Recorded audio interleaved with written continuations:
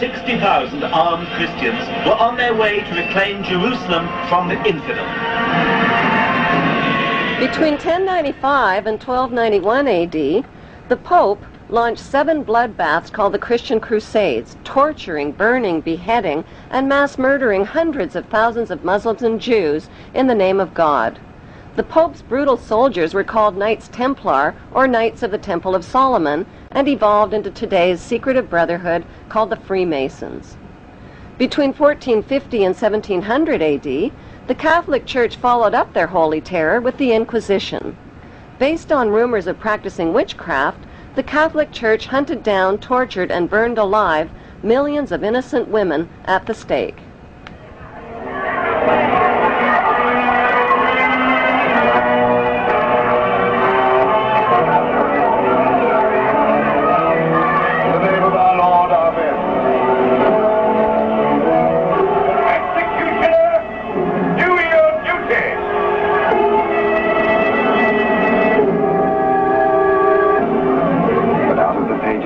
Is to emerge the one truth.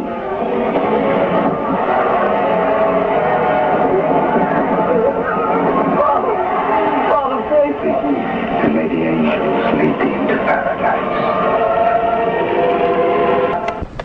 During World War II, the Vatican was criticized for supporting Hitler and his Nazi regime. To this day, the Vatican is still under investigation for plundering Nazi gold from the Swiss bank accounts of Jewish Holocaust victims. Over the past 5 decades, more than 1,500 priests and bishops have been identified in the sexual assault of tens of thousands of boys and girls in their trusting congregations and orphanages.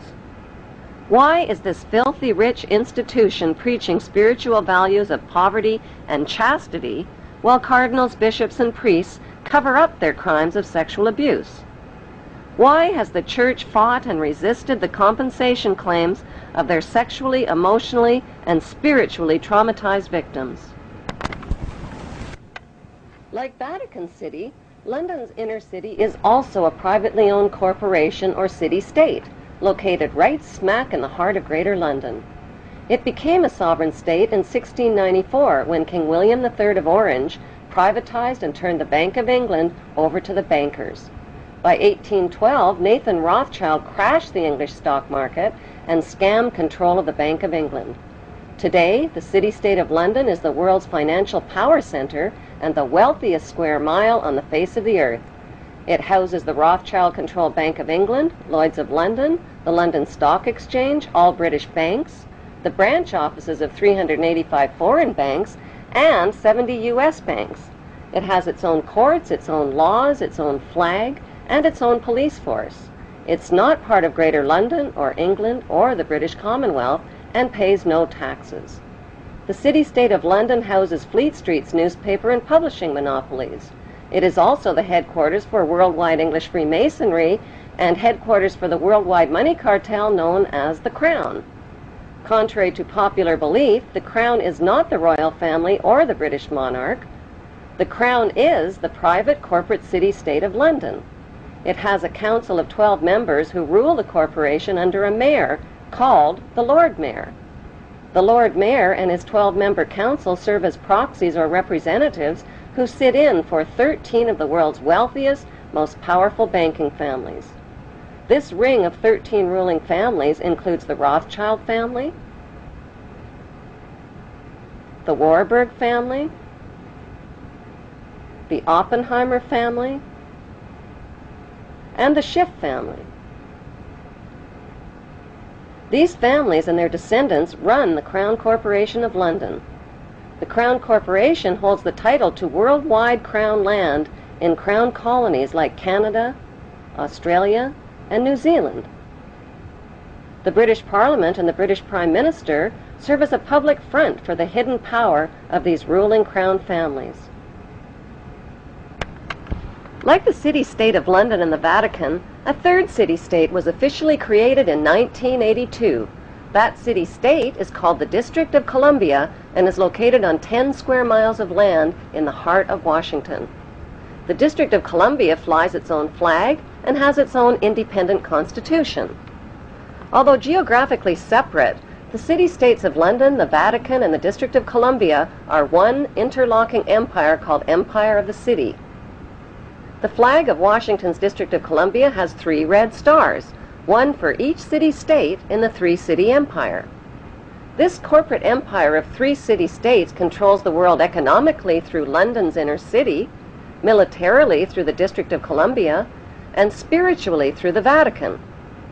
The Constitution for the District of Columbia operates under a tyrannical Roman law known as Lex Fori, which bears no resemblance to the U.S. Constitution.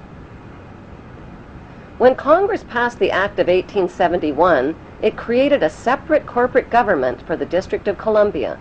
This treasonous act allowed the District of Columbia to operate as a corporation outside the original Constitution of the United States and outside of the best interests of American citizens.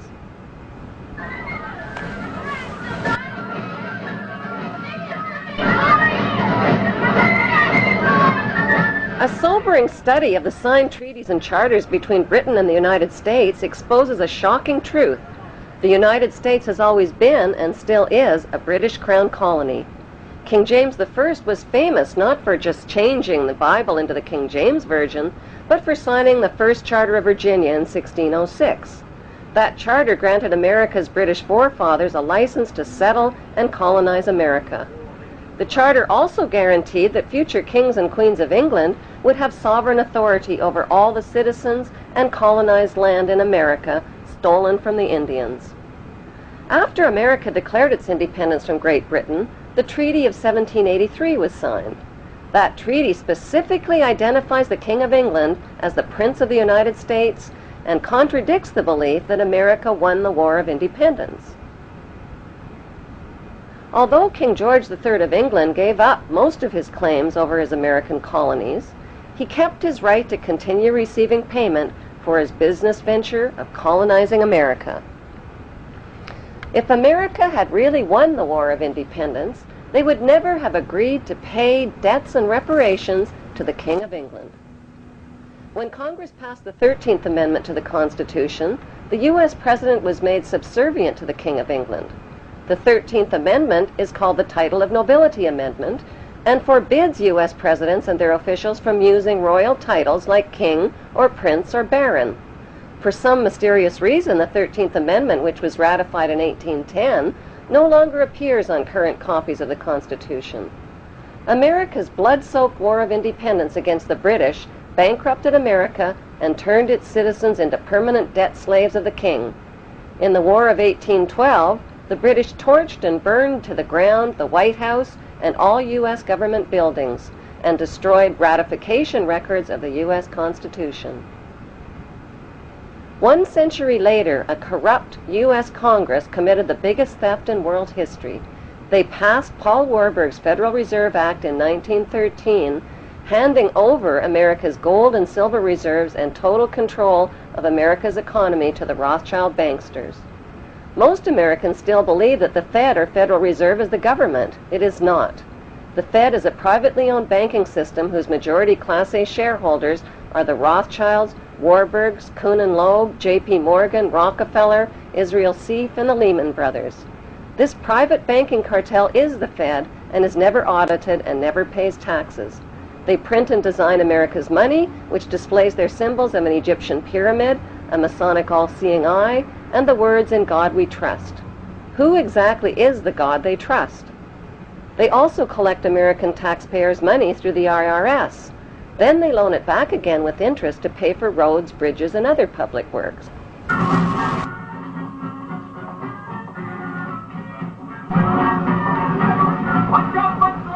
American presidents are handpicked and financed by these special interest power groups.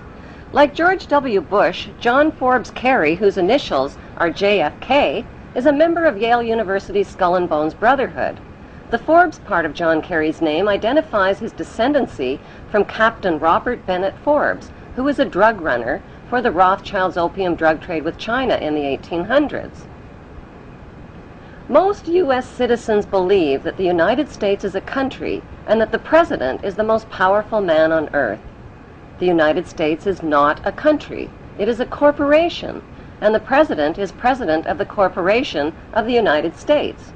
He and his elected officials work for the corporation, not for the American people. Since the United States is a corporation, who owns the corporation of the United States? Like Canada and Australia, whose leaders are prime ministers of the Queen, and whose land is called Crown Land, the United States is just another Crown colony.